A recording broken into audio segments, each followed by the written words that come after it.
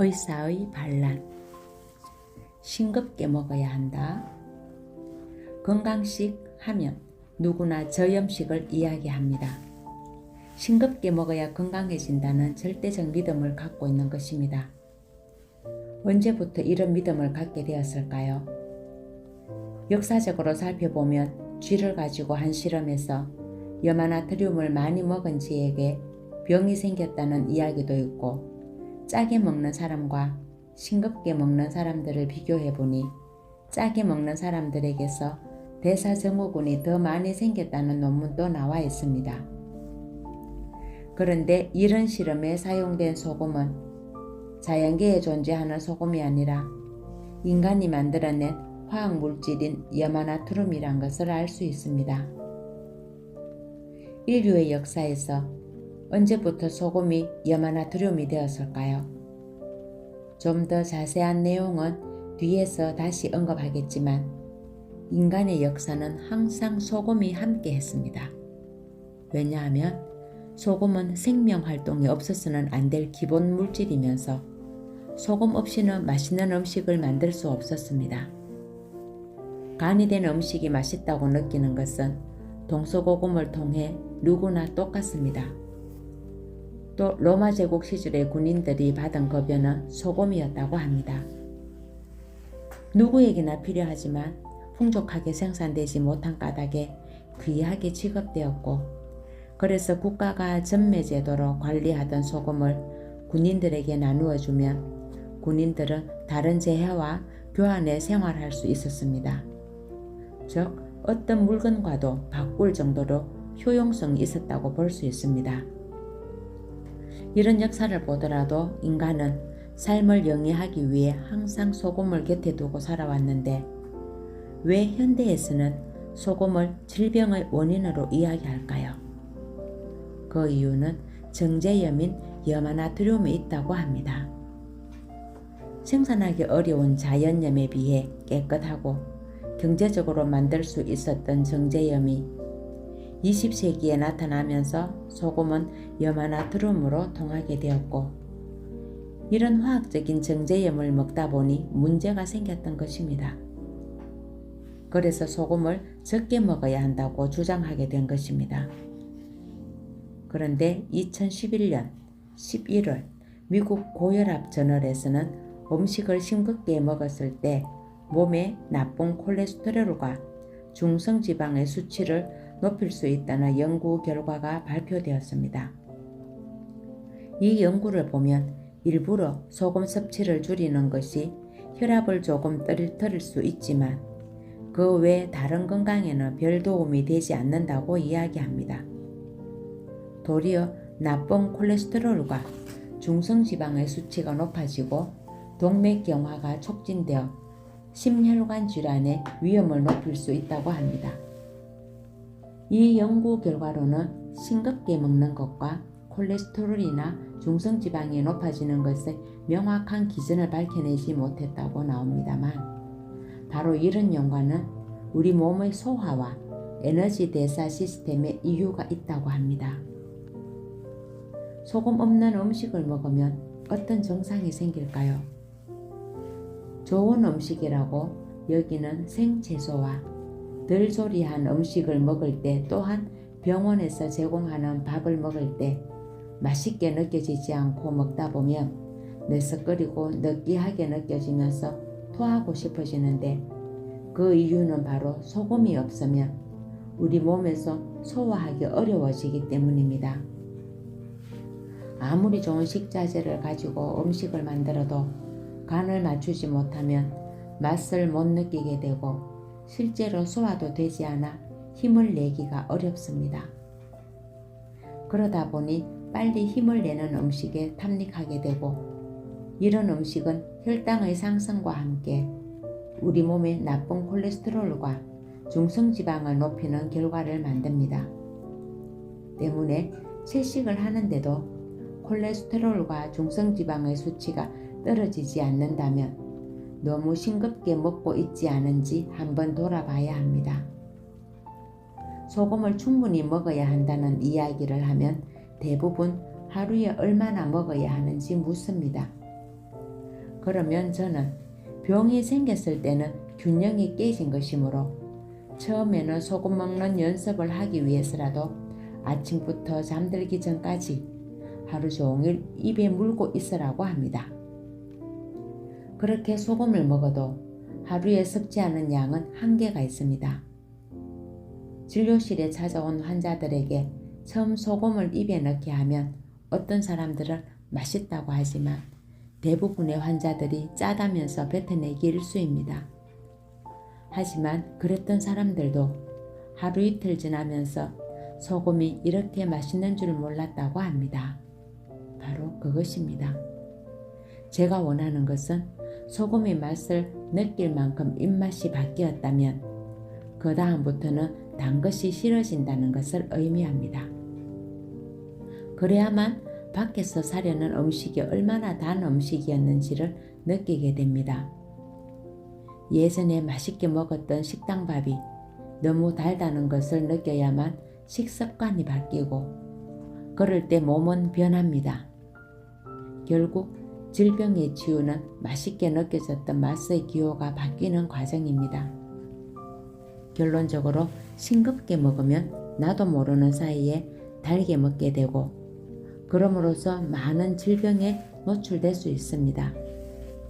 실제로 현대에 널리 퍼져 있는 고혈압을 비롯하여 당뇨병과 고지혈증으로 인한 뇌졸중과 심근경색증은 모두 소금 부족에서 온 것이라 할 수 있습니다. 충분한 소금 섭취를 통해 올바른 입맛을 길들였다면 일어나지 않을 질병들이라 할 수 있습니다. 생식이 건강식이다. 신문이나 방송에서 건강식으로 생식을 권하는 내용을 많이 볼 수 있습니다. 생식 가루도 있고 생식 환 형태로도 나오고 이런 제품이 아니어도 채소와 과일을 생으로 먹는 것이 건강의 비결이라고 소개됩니다. 그런데 정말 이런 음식이 필수적이고 생식을 먹어야만 건강해질 수 있을까요? 앞에서도 잠깐 언급했지만 생채소나 생과일은 사시사철 먹을 수 있는 음식이 아니었습니다. 사계절이 뚜렷한 우리나라의 기후에서 생식을 할 수 있는 계절은 따로 있습니다. 파릇파릇한 봄나물이 나올 때나 더운 여름, 가을에 수확하는 채소나 과일을 생으로 먹을 수 있었을 것입니다. 이런 계절에 나오는 채소와 과일은 그 시기 우리 몸에 필요한 영양을 제공하기도 하지만 주로 수분으로 되어 있어 수분 섭취도 충분히 해줄 수 있고 그만큼 더운 날씨에는 몸을 차게 식혀주는 효과도 있었을 것입니다. 그런데 이런 생식을 더운 날뿐 아니라 추운 겨울에도 먹으면 어떻게 될까요? 실제로 과거엔 추운 날에는 생식을 절대 할 수 없었을 것입니다. 생채소와 생과일 상태로는 보관이 불가능했을 테니까요. 지금은 냉장고 덕분에 가능해졌을 뿐이니 이런 생식의 형태로 사시사철 먹게 된 것은 몇십 년이나 되지 않았을 것입니다. 그러면 우리 조상들은 생식을 하지 못해서 힘들어했을까요? 우리의 전통 음식 문화를 보면 생으로 만들어 먹는 것은 별로 없었습니다.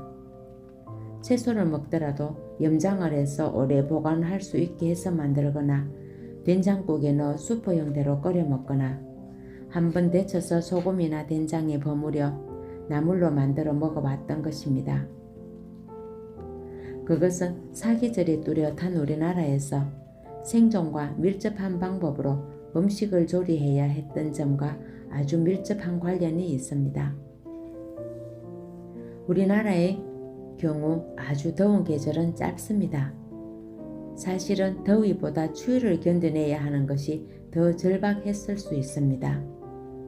그래서 더운 여름에는 생채소로 쌈을 싸서 먹거나 오이, 풋고추 같은 것을 생으로 먹었겠지만 가을이 되면 여러가지 채소를 말리는 방법으로 부피를 줄이고 수분을 날려 저장하기 좋게 만들어 겨울을 준비한 것입니다. 왜냐하면 겨울은 싱싱한 채소가 나지 않은 데다 추운 외부 환경에 살아남기 위해 우리 몸이 더 많은 열을 내어야 합니다.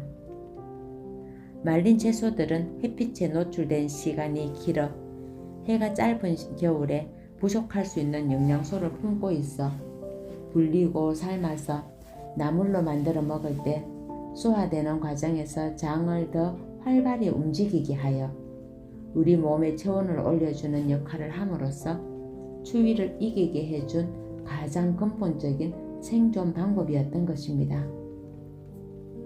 채소를 먹으면서 그 위에 드레싱해서 먹는 습관은 비교적 따뜻한 지중해 연안이나 육식을 많이 해온 서양 사람들의 음식 문화입니다. 이런 문화가 국내에 들어오면서 건강식으로 관주되다 보니 여름이든 겨울이든 생식으로 먹게 되는데 이런 음식을 많이 먹으면 몸이 차가워지면서 혈액순환에 문제가 생깁니다. 그래서 병이 생길 수 있습니다. 건강 때문에 해왔던 생식이 되레 건강에 해가 될 수도 있는 것입니다. 물론 요즘 서양인들처럼 육식을 즐기는 사람들이 많아지면서 육식으로 인한 질병이 생기다 보니 생식을 하면서 도움을 얻는 경우도 많은 것은 사실입니다. 하지만 이런 결과는 어디까지나 육식으로 인한 해에 대한 반대 급부입니다. 육식을 줄이고 채식 위주의 식사를 하게 될 때 지속적으로 생식 위주로 하게 되면 몸에 힘이 없고 몸이 차가워지는 결과를 불러올 수 있다는 이야기입니다. 또 한 가지 중요한 사실은 우리 인간의 몸은 채소를 통해서는 절대로 에너지를 만들 수 없다는 것입니다. 그래서 선조들은 채소를 먹을 때 나물 형태로 만들어 먹었습니다.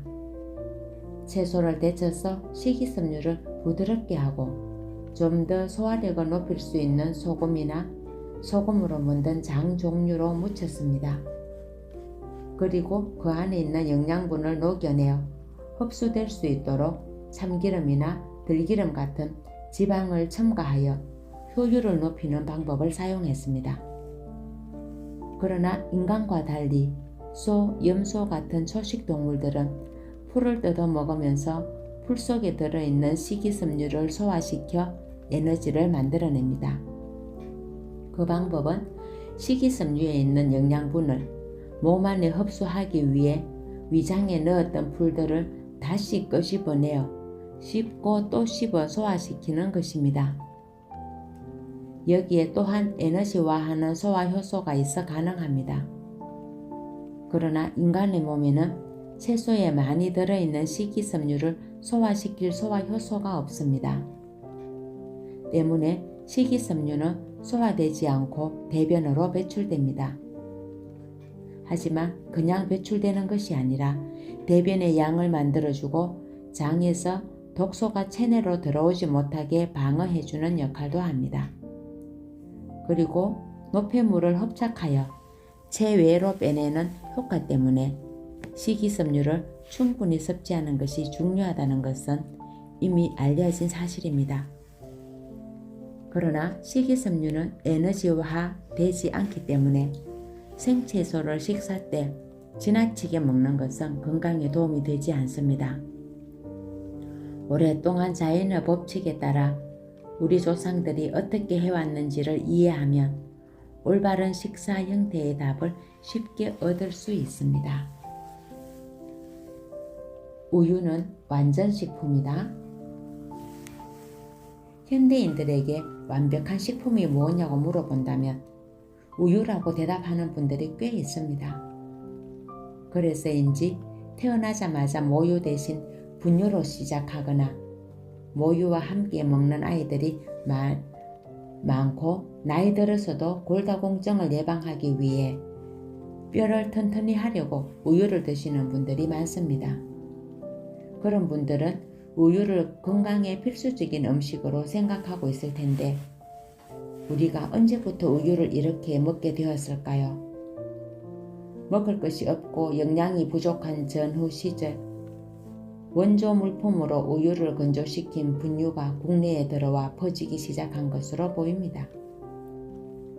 더욱이 우리나라 사람들보다 훨씬 키도 크고 건강해 보이는 서양인들이 유제품을 즐겨 먹는 것을 보고 따라하면서 정부 주도하에 모든 학교에서 우유급식을 추진해왔고 지금도 많은 학교에서 아이들의 성장을 위해 우유를 먹이고 있습니다. 그런데 아이러니한 사실은 아이들의 성장은 빨라지고 체격도 커졌지만 그만큼 질병도 많아졌다는 것입니다. 특히 30년 전만 해도 생각조차 못했던 아토피나 소아당뇨 같은 병들을 흔히 볼 수 있게 되었습니다. 이렇게 원인을 정확히 알 수 없는 질병들 중심에 우유가 있을 것이라고 생각하는 학자들이 늘고 있습니다. 가장 근본적인 이유가 우유는 인간이 아닌 송아지가 먹기 위해 만들어진 것이기 때문입니다. 인간은 태어나면서 모유를 먹고 자라고 송아지는 우유를 먹고 크는 것이 자연의 법칙이라는 것입니다. 이런 주장에 일리가 있는 것은 모유와 우유의 성분을 비교해보면 많은 차이가 나는데 가장 큰 것이 단백질의 질과 양입니다.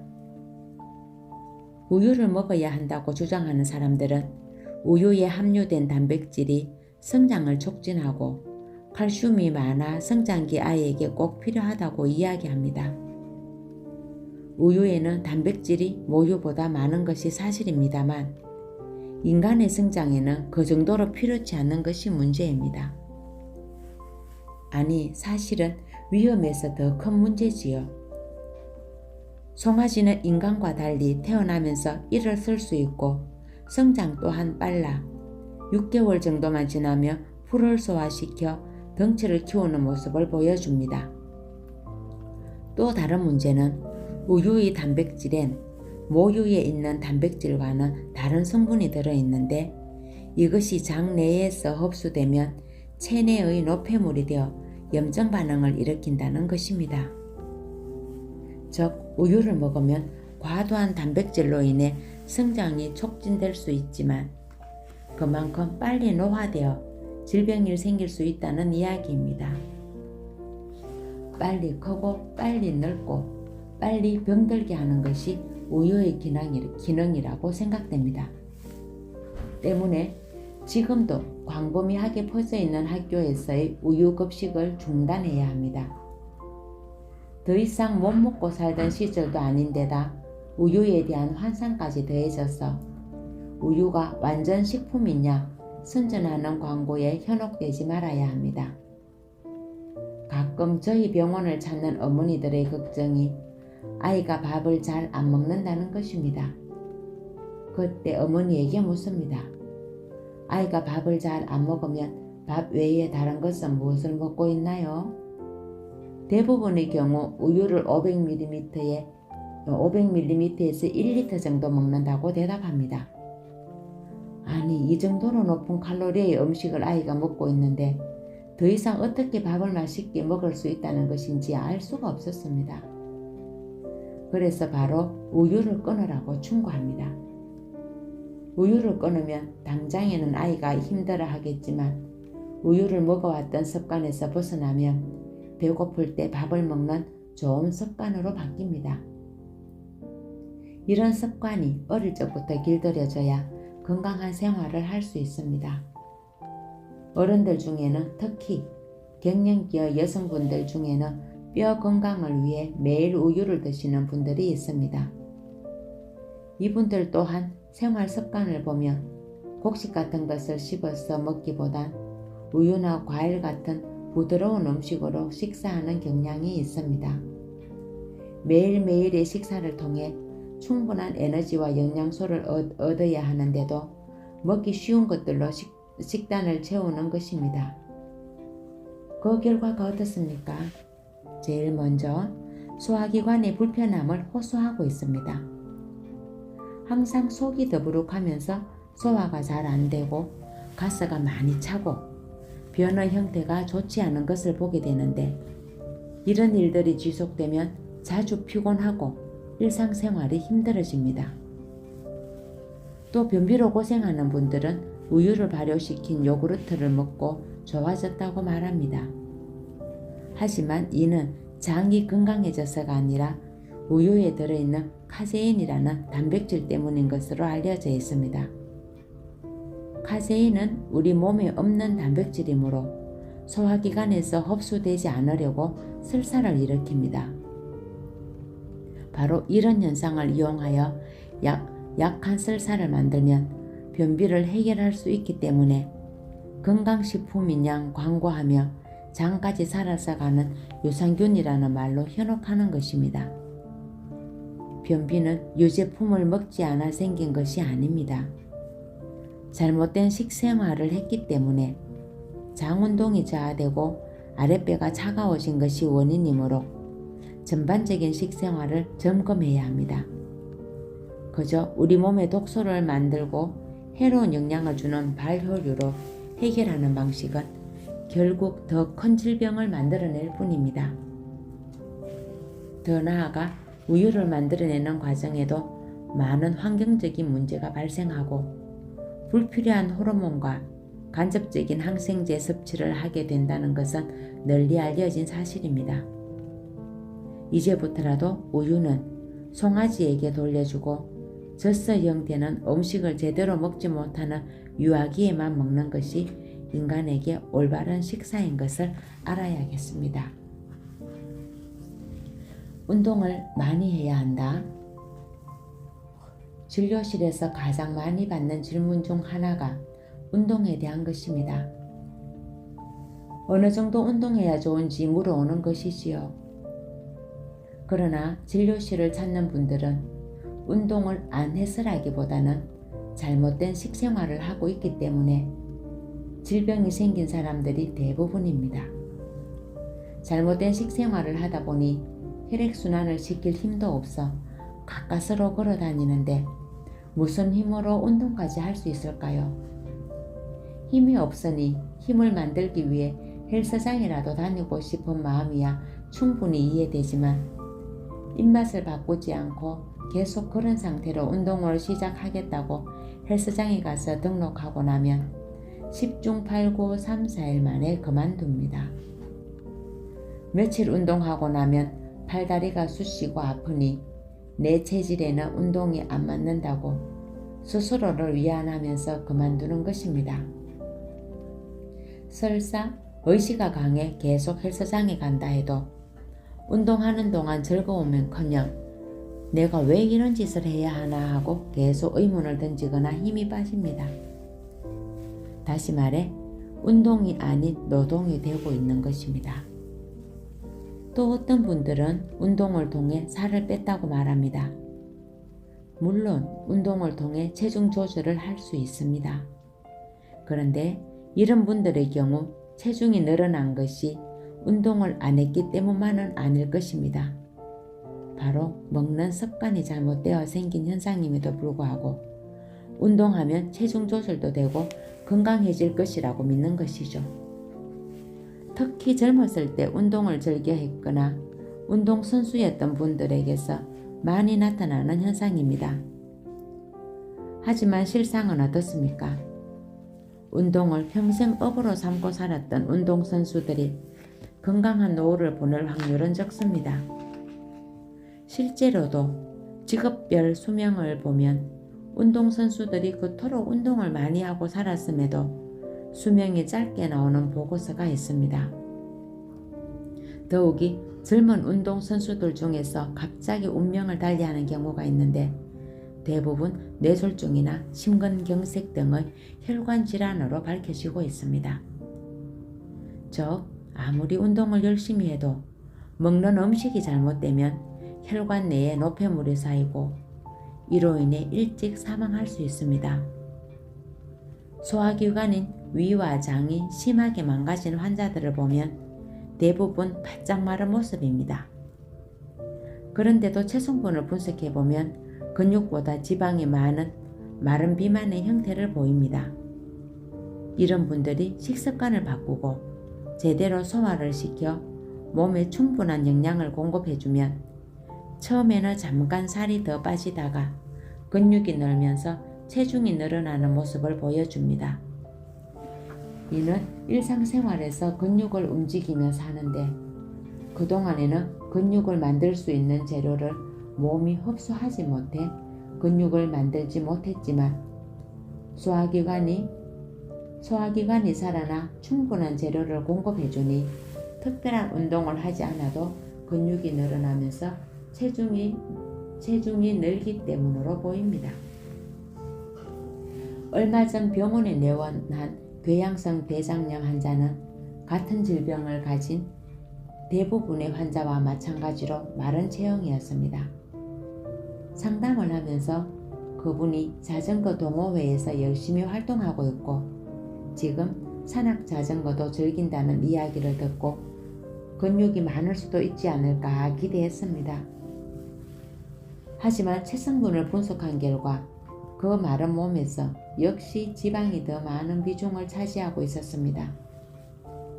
이런 몸으로 어떻게 격렬한 운동을 할 수 있는지 궁금했습니다. 그분은 운동을 하면서 필요한 힘을 얻기 위해 초콜릿과 사탕, 음료수를 틈틈이 섭취하고 있었는데 결국 이런 식습관이 근육보다는 체지방을 만들어내면서 장을 망가뜨려 몸의 균형을 깨뜨렸던 것입니다. 우리 몸은 일상생활에서도 항상 근육을 움직이기 때문에 특별히 많은 운동을 하지 않아도 근력을 유지해 나갈 수 있습니다. 몸에 무리가 올 정도로 과격하게 또한 끊임없이 운동해서 건강을 유지하려는 노력은 나이가 들면서 한계에 부딪힙니다. 이런 경우는 당뇨 환자들을 보면 알 수 있습니다. 당뇨 환자들의 경우 먹고 싶은 것을 마음껏 먹고 운동으로 혈당을 조절하면 된다고 생각하는 분들이 있습니다. 하지만 이런 방법을 써보아도 점차 시간이 지나면서 당 수치를 조절하는 일이 어려워 약의 용량이 늘어나고 하루에 한 번 먹던 약을 아침 저녁으로 먹어야 하는 경우가 너무도 흔합니다. 나중에는 인슐린을 주사해야 하는 상황에 이르기도 하지요. 그리고 운동이 건강을 유지하는 근본적인 해결 방법이 될 수 없는 이유는 우리가 50대에 할 수 있는 운동의 강도와 시간을 70대나 80대에도 똑같이 할 수 없기 때문입니다. 나이 들면서 젊었을 때와 동일한 양의 운동을 한다는 것은 거의 불가능합니다. 그리고 어쩌다 불시에 다치거나 다른 질병으로 운동을 못하는 상황이 되면 당뇨 환자의 경우 당 수치가 급격히 올라 어쩌지 못하는 경우를 보게 됩니다. 따라서 운동보다 건강을 위해 먼저 해결해야 할 일은 바로 먹는 것, 즉 입맛을 올바른 방향으로 길들이는 것이 중요합니다. 그래서 저는 환자들에게 처음부터 운동을 권하지 않습니다.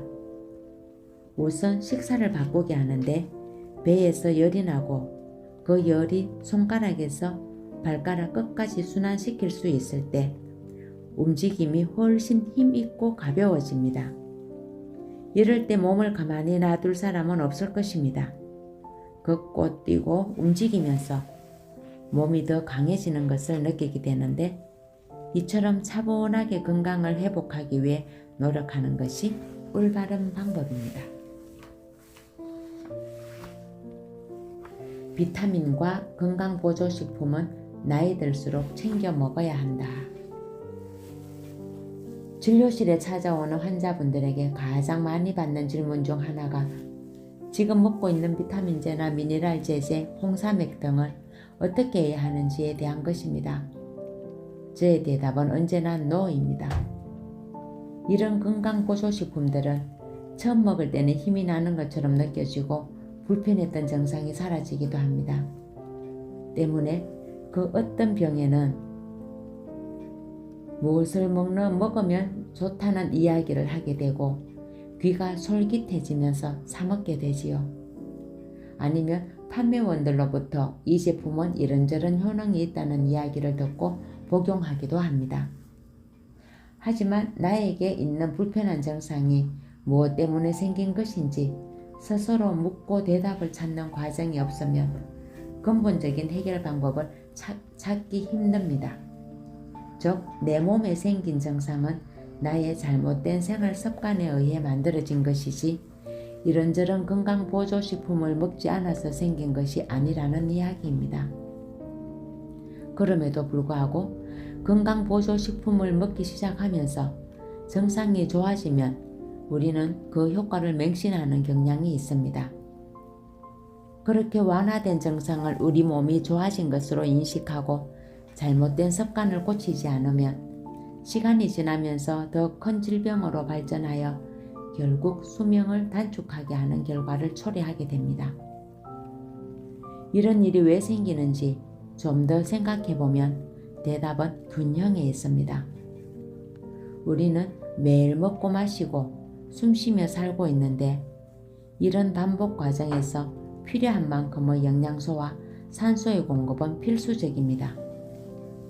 그런데 잘못된 습관으로 인해 불균형이 이루어지면 우리 몸은 증상을 일으키고 신호를 보냅니다.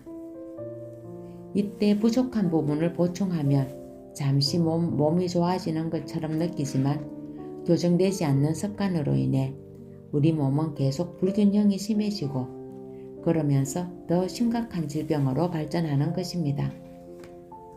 따라서 이런 값비싼 건강보조식품에 의지하지 말고 평상시 먹는 음식과 운동과 수면, 휴식 등의 생활 습관을 돌아보고 잘못된 점을 바꾸는 것이야말로 진정 건강을 위한 길이 될 것입니다.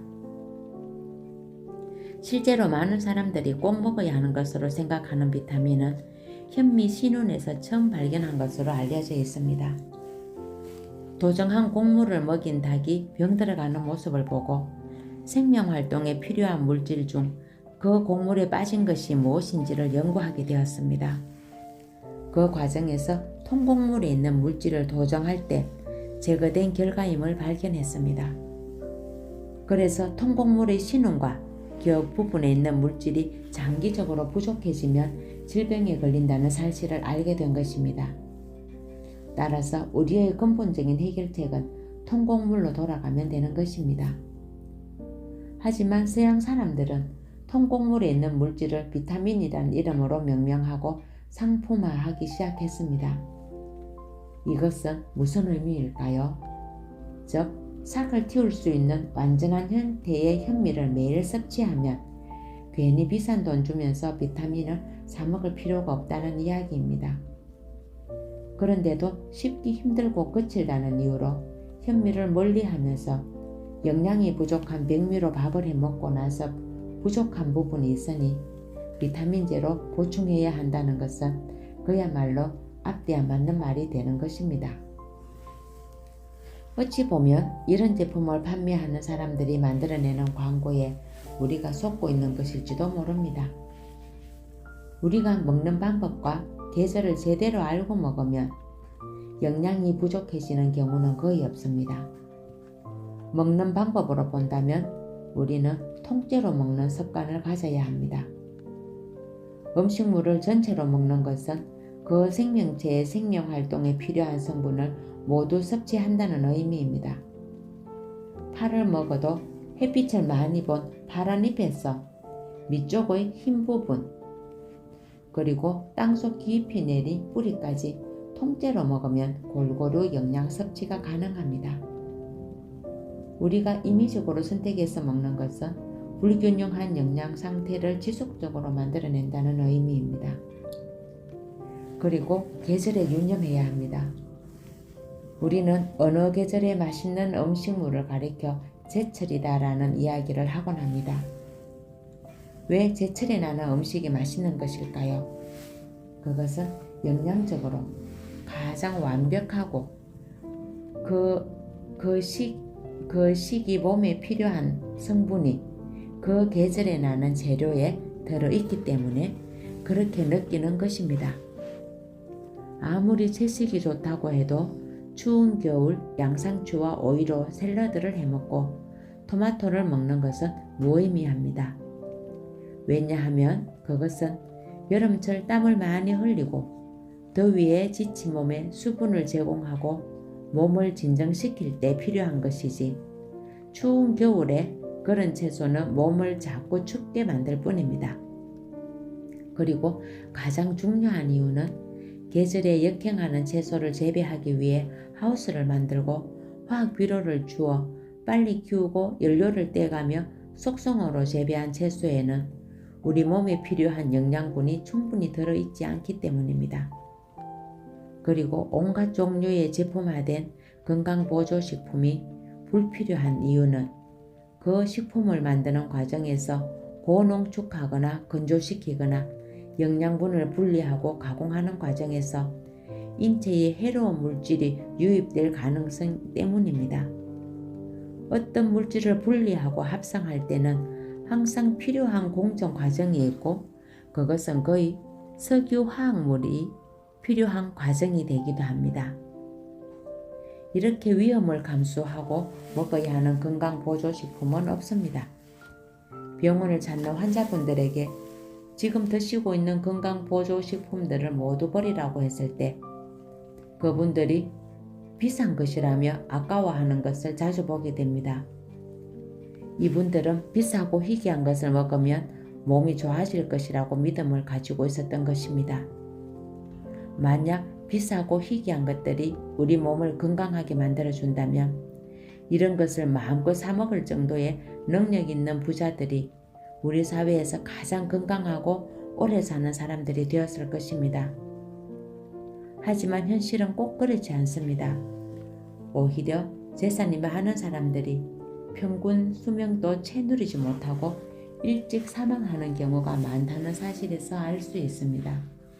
반면에 서민일 뿐인 시어머니가 90세에도 특별한 질병 없이 며느리인 자신보다 더 건강하다거나 시골에서 농사일을 하며 자식들에게 수확물을 올려보낼 정도로 기운이 넘친다는 이야기를 듣게 됩니다. 건강은 결코 돈으로 살 수 없습니다. 체질별로 맞는 음식이 있다. 가끔 진료실에서 상담하다 보면 건강에 많은 관심을 가지고 여기저기 다닌 분들을 만날 수 있는데 이런 분들은 자신에게 맞는 음식을 먹기 위해 노력하는 모습을 볼 수 있습니다. 건강을 위해 자신에게 맞는 음식을 골라 먹겠다는 것은 맞는 방법입니다. 그 정도의 노력을 기울이는 것이야말로 건강에 대한 기본이 되어 있다고 생각됩니다. 왜냐하면 자신의 몸을 이해하고 알리는 노력만이 건강에 대한 막연한 두려움을 없애고 불안으로부터 우리를 지켜주기 때문입니다. 그러나 이분들 중에서 많은 분들이 자신의 체질을 이야기하며 자기는 이런 체질이어서 현미가 안 맞고 육류 중에도 돼지고기는 피해야 하지만 닭고기는 몸에 좋은 음식이라고 들었다는 이야기를 합니다. 이럴 때는 참으로 난감하지 않을 수 없습니다. 우리 인류의 역사를 한번 살펴보면 쉽게 이해할 수 있는 것을 누가 그분들에게 그렇게 조언했는지 모르지만 잘못된 믿음을 갖고 있음을 알게 됩니다. 우리나라만 살펴보더라도 선조들이 먹어온 밥은 현미밥이었습니다. 흰쌀밥은 일제강점기 때 일본 사람들이 만든 정미소에서 도정된 것이 백미의 시작입니다. 그 이전에 우리나라에는 도정 기술이 없었던 것으로 알려져 있습니다. 그러면 5천년의 역사에서 백미를 먹기 시작한 것은 지금으로부터 100여 년 전이라는 이야기입니다. 오랫동안 그저 방아를 찧어 지푸라기를 날리고 알곡을 골라 먹었겠지요. 선조들이 쌀밥이라 한 것은 현미밥을 의미했을 것입니다. 가을에 벼를 추수하고 나온 나달 상태에서 겉껍질이 뉘 정도만 제거한 밥을 먹었을 것이라는 말입니다.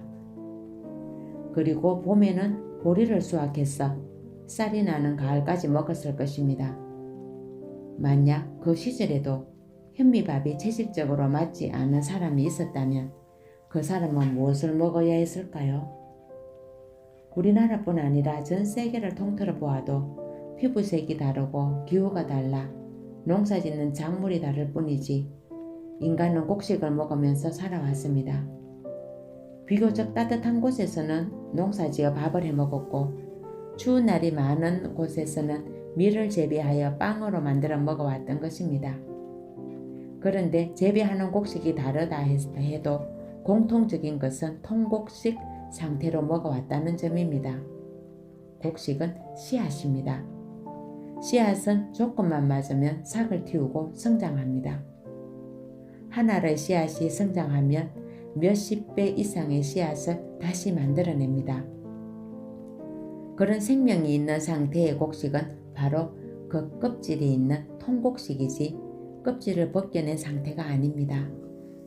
그럼에도 불구하고 내 체질에는 현미가 맞지 않아 백미를 먹어야 한다는 이야기는 전혀 근거 없는 말임을 아실 것입니다. 대형 병원에서도 이런 식단을 권하는 경우가 있습니다. 당뇨병을 앓고 있을 때에는 현미밥을 먹어라 했다가 당뇨 합병증으로 신장이 망가지면 칼륨이 많은 현미를 피하고 백미를 먹어라 합니다. 얼마나 앞뒤 안 맞는 주장입니까? 망가진 신장을 살리기 위해 백미를 먹게 되면 지금까지 진행된 당뇨병은 어떻게 해야 합니까? 그야말로 하나만 알고 둘은 모르는 처방이 아닐 수 없습니다. 그러니 대학병원 신장내과에 다니는 환자분들은 자신의 병이 좋아질 수 없다고 여기며 결국 신장 이식 수술이나 평생 투석을 해야 하는 것으로 생각하고 있습니다. 하지만 사실은 그렇지 않습니다. 올바른 식사가 무엇인지 모르는 상태에서 처방받은 것들은 잘못된 것이므로 식습관을 바로잡고 생활습관을 바꾸면 우리 몸의 신장도 다시 회복될 수 있습니다. 또 체질별로 맞는 음식을 논하면서 흔히 나오는 이야기가 돼지고기가 체질에 맞네, 닭고기가 체질에 맞네 하는 논란입니다. 저희 병원에 오는 분들에게는 어떤 육식도 당분간은 금하도록 처방합니다. 우리 몸에는 항시적으로 육식이 필요하지 않습니다. 우리 선조들은 육식을 얼마나 했을까요?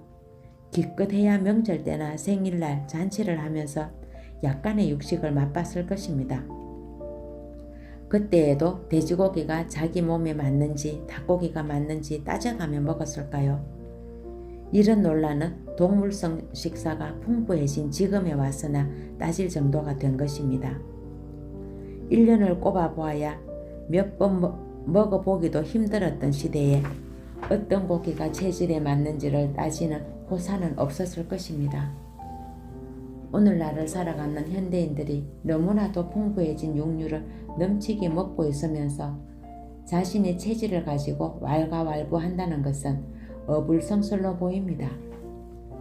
결론적으로 인간에게 음식별로 나눌 수 있는 체질은 없습니다. 인간이 먹고 살아야 하는 것은 동서고금을 막론하고 공통적으로 특징을 가지고 있고 앞으로도 이런 특징은 바뀌지 않을 것입니다. 인간만이 농사를 지어 먹을 것을 생산해내고 있으며 이런 인체의 생리는 변하지 않을 것이기 때문입니다. 감사합니다.